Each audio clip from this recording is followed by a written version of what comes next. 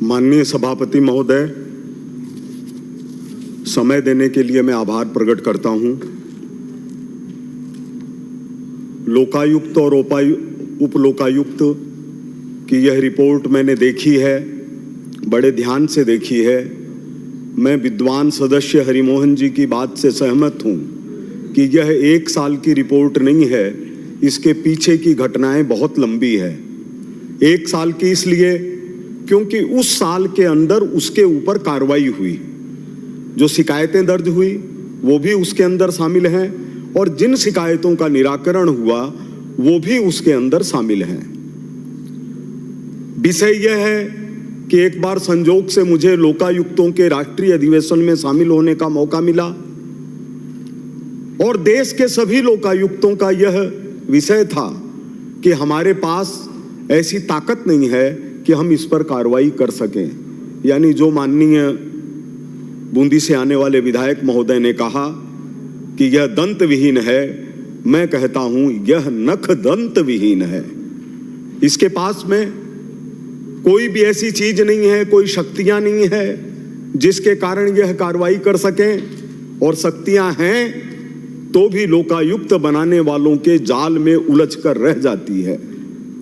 मैंने कुदाल साहब, ML श्रीमाल साहब, मिलाप चंद जी जैन साहब को लोकायुक्त रहते हुए उनके दर्द को महसूस किया है। मैं केवल एक बात से, 2 बात से सहमत हूं, उनके ऊपर मैं बाद में आऊंगा, लेकिन मैं ये बताना चाहता हूं कि क्या लोकायुक्त की परिधि के अंदर सिर्फ छोटे अधिकारी आते हैं? क्या लोकायुक्त की परिधि के अंदर छोटे कर्मचारी आते हैं?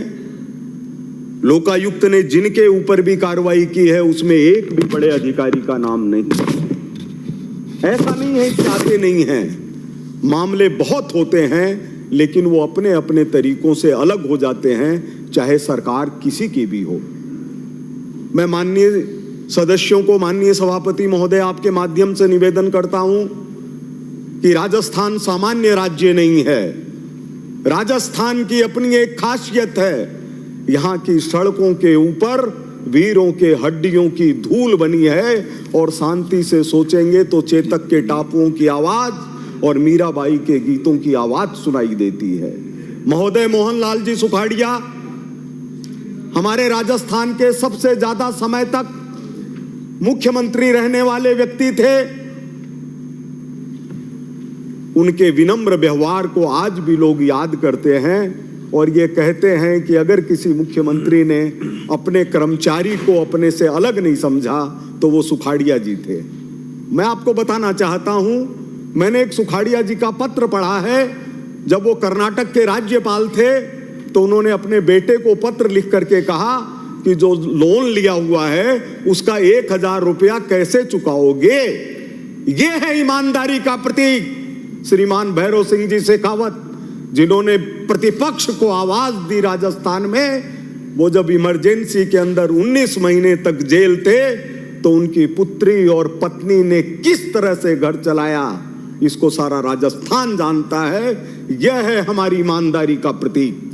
लेकिन क्या वह ईमानदारी जिन्होंने राजस्थान का इतिहास लिखा है, वह ईमानदारी क्या सुरक्षित है? चाहे कोई भी लोकायुक्त हो। माननीय महोदय, पेज नंबर 124 इस रिपोर्ट के अंदर एक घटना का जिक्र है जिसमें एक तरफ प्रभु दयाल है और एक तरफ रतन लाल है। अब लोकायुक्त क्या कर रहे हैं? एक ने दूसरे के घर के सामने गाय बांध दी और गाय बांधने से दूसरे वाले को तकलीफ होने लगी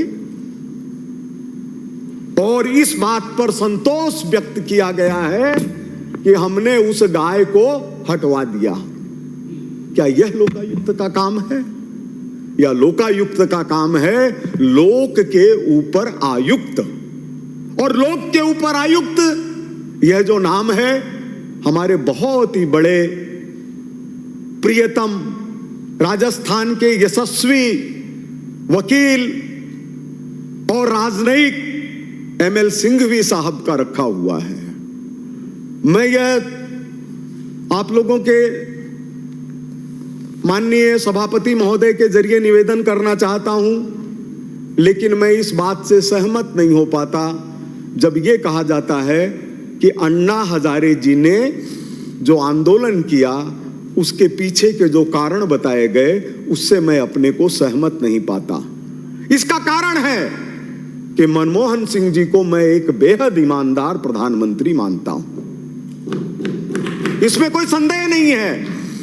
लेकिन क्या उस रात को भूल जाऊं जब बाबा रामदेव के नेतृत्व में 50,000 लोग धरने पर बैठे थे, उनको जिस तरह से लाठियों से मारा गया, कुचला गया और आंदोलन हटाया गया। मैं आपको सबूत के साथ कह सकता हूं सभापति महोदय, अन्ना हजारे के गांव में कई बार गया हूं। अन्ना हजारे जी से बहुत संबंध रहे हैं सभापति महोदय। उनकी गाड़ियों की मरम्मत का काम 20 वर्षों से कांग्रेस के मुख्यमंत्री रहे हुए लोग करते हैं। तो मैं यह नहीं मान पाता कि अन्ना हजारे जी मनमोहन सिंह जी के विरोधी थे, जब हमारे भारत रत्न रहे प्रणब मुखर्जी जी 5 कैबिनेट मंत्रियों के साथ में अन्ना हजारे जी को लेने जाते हैं और समझाने जाते हैं, तब मैं समझ नहीं पाता कि कौन किसके साथ है, कौन किसका विरोधी है। क्योंकि अन्ना हजारे जी ने मेरे से कहा कि मैंने अपने जीवन में खाली पूरा उपवास एक ही दिन किया है, पूरा उपवास, जिस दिन इंदिरा जी की हत्या हुई। अब फिर कोई यहां साबित करे कि अन्ना हजारे जी मनमोहन सिंह जी के विरोधी थे, तो हम लोकायुक्त की जो यह रिपोर्ट है उसके खिलाफ जाने का काम करते हैं। मैं सब्जेक्ट के ऊपर हूं, भ्रष्टाचार। आपको सभापति महोदय मैं निवेदन करना चाहता हूं, विषय से सट करके चल रहा हूं, सट करके, हट के नहीं चल रहा हूं। एक बार माननीय अटल बिहारी जी वाजपेयी पत्रकारों के राष्ट्रीय अधिवेशन में जयपुर में आए, तो हिंदुस्तान की पहली घटना थी जब भैरव सिंह जी शेखावत चीफ मिनिस्टर होते हुए श्रोताओं में बैठे थे और कांग्रेस के पूर्व मुख्यमंत्री शिवचरण जी माथुर अध्यक्षता कर रहे थे।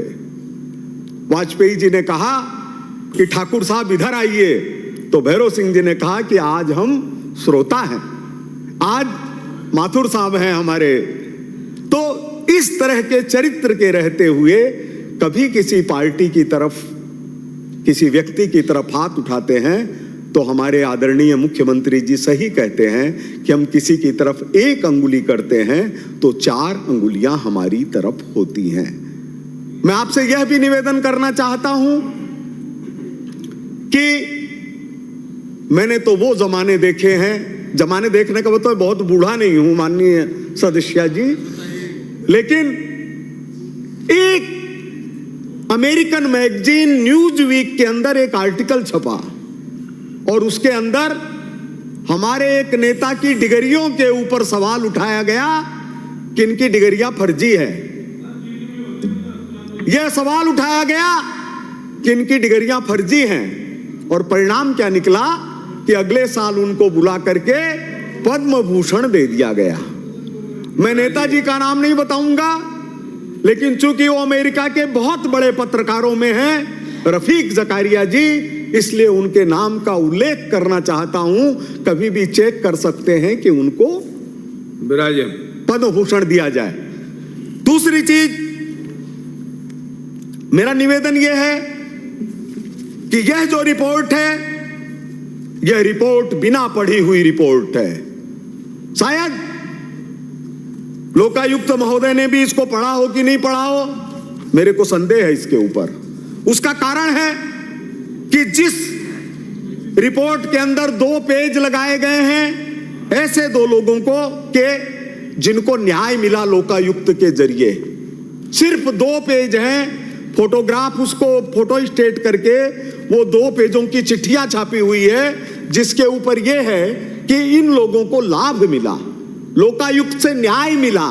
और एक जो चिट्ठी है, एक मिनट, एक जो चिट्ठी है उसमें यह लिखा हुआ है लास्ट में कि कृपया शेष राशि का भुगतान करवाने का कष्ट करें। अगर यह न्याय है लोकायुक्त का, तो फिर उसको क्या माना जाए? जब एक व्यक्ति 2 चिट्ठियां लगा रहे हैं और एक चिट्ठी इस बात की है कि उसको न्याय ही नहीं मिला, तो मेरा अंत में बैठते समय सिर्फ ये निवेदन है कि भ्रष्टाचार इतना बड़ा जाल है कि उसके लिए आग पर चलना पड़ता है। मैं सभापति महोदय आपसे निवेदन करता हूं कि हम लोग इसी तैयारी के साथ विधानसभा में हैं। सभापति महोदय, एक व्यवस्था का प्रश्न है। मैं आपको और आपके मार्फत अध्यक्ष